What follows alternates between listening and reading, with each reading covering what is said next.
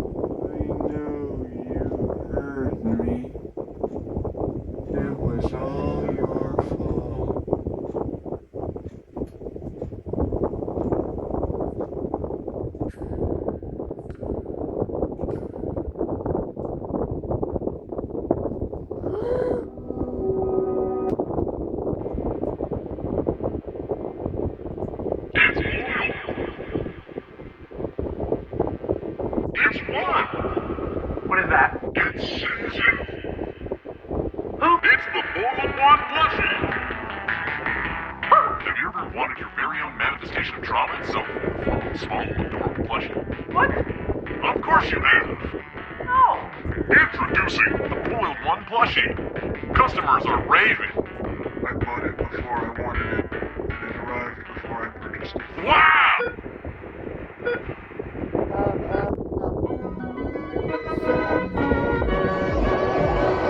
Dr. Nowhere's Office of Wonders presents the Oddity Compendium, a beginner's anomaly education program. Welcome to the Oddity Compendium. Today, we will be learning about many wonderful and strange oddities that exist inside of, outside of, and around your universe. These strange phenomena can range anywhere from life forms, products, and organizations to even events of anomalous time periods. Important. The following information has been acquired from realities that may be separate from the one you are currently residing in. Please be aware that knowledge or comprehension of incompatible information may result in a conscious reality fracture.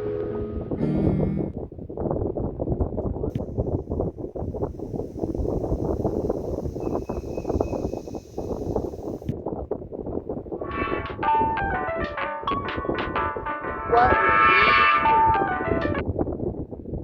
your own bed may be harboring a hunger for your flesh. Sleep with a close eye on the couch.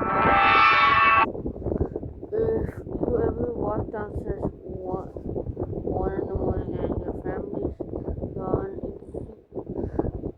it's interesting with the other cultures that remain on the schedule should be avoided. Non-existence is a contagious disease.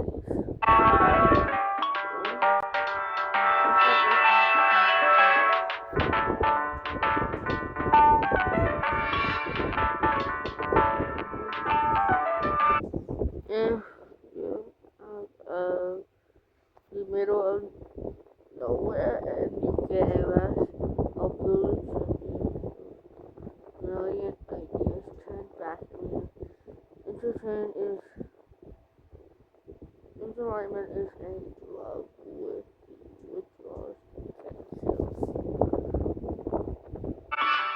Withdrawals can kill. Oh.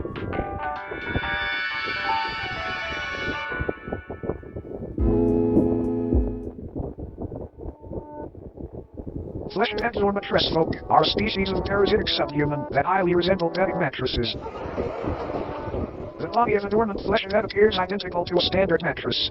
However, slicing the thin sheet-like skin reveals many soft organs, limb-like appendages, and a humanoid head which hides beneath the skin. They were first discovered in the late 1960s when a mattress company was surveying excess storage. Upon finding many seemingly pristine mattresses that had not been sold, they gave them away to thrift shops and people in need. The people who received the mattress folk initially had no issues with faux beds. It wasn't until the air began to warm up that these beds awoke from their uneventful hibernations. The first recorded victim was 19-year-old Alice Digere.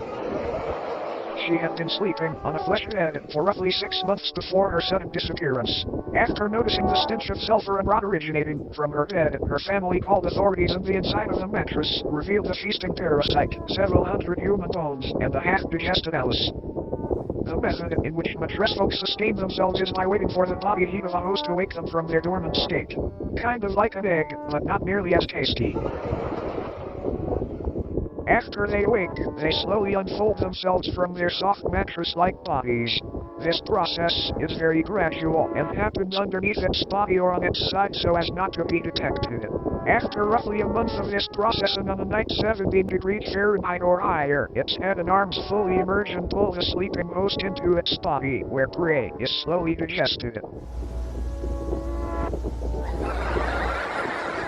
Not much is known about how these sleeping beauties came about, but it is theorized that since they are subhuman, they were once a branch of Homo sapiens that merged with the mycelial network many years ago.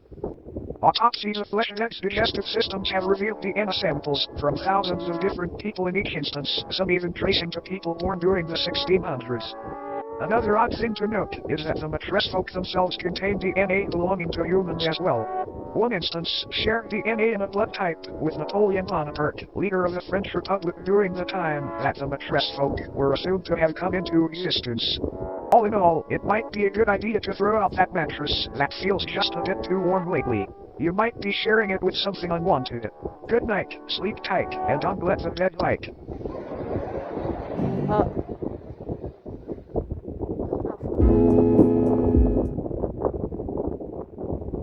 The headless macrocosm is a sub-reality nearly identical to Earth save for the fact instead of humans, tail-headless corpses remain in their stead. These corpses, though technically dead, do weakly breathe through the holes in their necks. Their hearts have also been observed to begin convulsing at seemingly random intervals. These beings are identical in appearance to one another aside from physical dimensions, which can vary severely between each corpse. The headless sub-people dwelling in this pocket reality have been observed changing their behavior when humans have physically interacted with them, and apparently gain a level of awareness and vitality when such events occur. There are approximately 2,393 living humans residing in this reality, all from parallel Earth. Every single resident recounts waking up in the headless macrocosm after falling asleep under strange circumstances back in their home realities. No one back in their own parallel homes remembers their faces or identities, which leads to the belief that this place could be a form of anti-reality, a waste compartment of the universe used for aspects of reality that are useless or harmful to existential fabric. The humans that live in the headless macrocosm are assumed to be taking shelter in abandoned structures and banding together to search for plant-based food during the warmer times. Fun fact. Humans have coined multiple terms and nicknames for these headless corpses, such as stumpies, cranes, and ichabodies. Despite this sub-reality being detached from main reality, an incident took place which created a temporary tier between the two. A man residing in the headless macrocosm was walking through a field with a small house in the center. Upon reaching the house, the man unintentionally brushed up against one of the breathing bodies. This body, just before motionless aside from the labored convulsions, sprang to life and removed the head of the man. It then proceeded to attach the severed head to the stump of its own neck. The man's name was Michael Edford. After the corpse had placed Michael's head where its own should be, an event occurred back on Earth in the year 2061 that resulted in governmental intervention. A family's call to the authorities described an impossibly tall naked figure appearing in their backyard. The presence of this oddity was highly distressing to the family, and they remained inside their home until the situation was resolved. The following photograph depicts this figure they spoke of. Michael Tedford's rotting head is fixed atop its frail neck.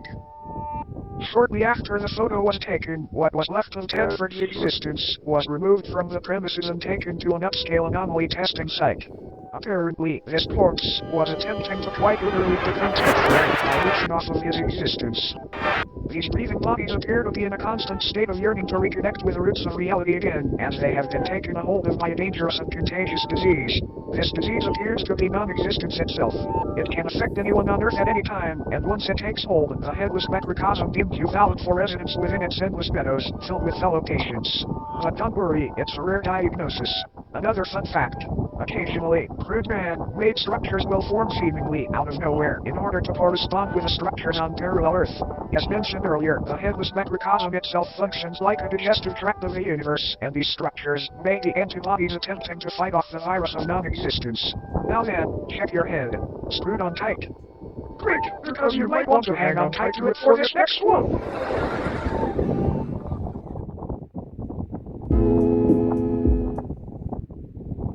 The obelisks of enlightenment are a collective of monolithic beings that are currently residing in different remote locations across the world. Also known as the Fathers of True North, they appear in groups of 1 to 8 and stand anywhere from 10 to 150 feet tall. Each obelisk is levitating just barely above the ground and facing geodetic north. Though most of them reside in remote fields and deserts, they have also been found floating above the ocean within the vicinity of the Bermuda Triangle and even of the Moon. They are moving just ever so slightly and progress approximately 2 inches forward a year. These obelisks are enlightened in the infinitely vast secrets of the universe and are constantly vocalizing the excess information as a means of waste to counteract the overwhelming intake of knowledge. Though currently enclosed and monitored by government entities, many people have wandered into these locations prior claiming to be following the sound of angelic singing. This alluring hum emanating from these obelisks induces a massive increase in general intelligence in subjects listening. Folklore often refers to the frequency as the song of the divine contour. Each obelisk's biological elements are unraveled thousands of feet into the sky to make a metaphysical connection from Earth to the universe. It is assumed this is a form of knowledge worship, an attempt to make a mortal sacrifice for an immortal honor. Fun fact. These organs are confirmed to be those of the humans and other biological matter that were absorbed after enlightenment. Upon perceiving the words spoken by the obelisks or entering into close proximity with them, the human brain either spontaneously expands and combusts or receives an ability to comprehend the sacred information.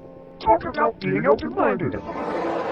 Whenever a subject is able to comprehend this knowledge, they are biologically absorbed into the obelisk, becoming wholly unified with the being. It is not entirely understood how these anomalies were brought into existence, but they seem to be tears in the fabric of reality akin to black holes. Many speculate that these rifts were opened by ancient giants who were dissatisfied with a lack of Earth's knowledge. Many unnaturally large humanoid skeletons have been found underground adjacent to obelisk sites, further supporting this idea. When the obelisks made their debut on Earth, they aided in the construction of the pyramids of Giza by bestowing digestible levels of sacred knowledge onto Egyptian pharaoh Khufu after he was lured into the desert by their beckoning chords. This knowledge would help Khufu rationalize a possible blueprint and method for building these grand tombs, and they were made into the shapes of pyramids as a tribute to the divine structures. All in all, these obelisks may seem malevolent, but it's important to remember that no physical pain could ever outweigh the agony of infinite knowledge.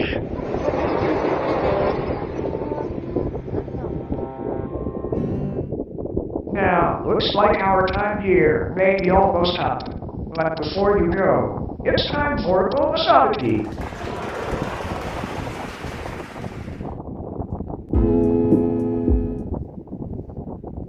This is Philbus. It is not known where Philbus comes from or why he is here, but there have been a number of people who, after consuming media depicting Philbus, have felt the overwhelming compulsion to practice Philbism.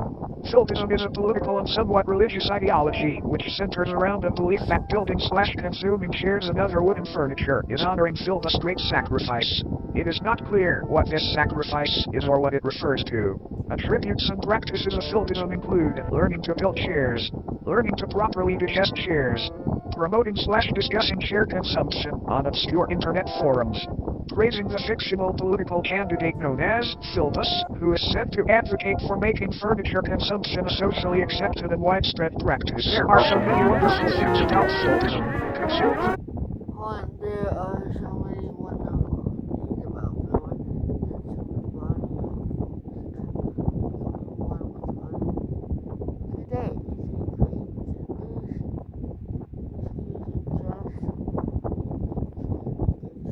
Silverson to come one with many others today. It's a great decision. Just keep your chair to get started. Any mention of Fieldism and elaboration on the subject will eventually result in it becoming a sponsorship or advertisement of sorts. We have no idea how to avoid this, sorry. All Fieldists will deny the existence of Fieldism when directly questioned about it. This video was not in any way sponsored by Fieldism. This is for educational purposes only. Fieldism does not even exist. You can sign up for Fieldism certification here. The party is Fieldist today. Get your chair. Or would you look at the clock? It's just about time for us to part ways. A re-cleansing process will now commence. This purely auditory procedure will ensure you do not come away from this with any ailments from the uncontracted during your viewing experience. Please close your eyes and do not open them until told to do so.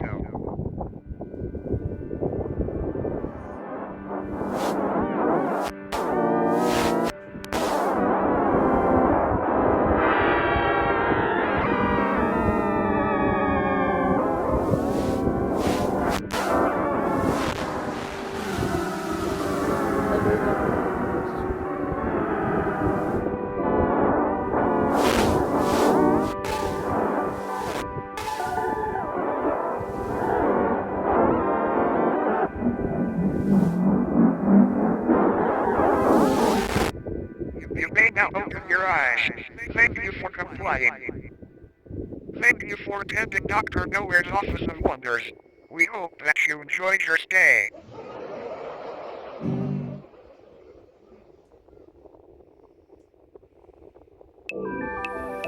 Okay, well,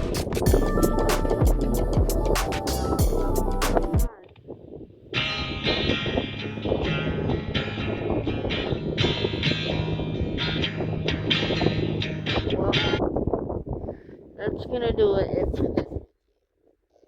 Next time we'll start with this one. Okay, bye.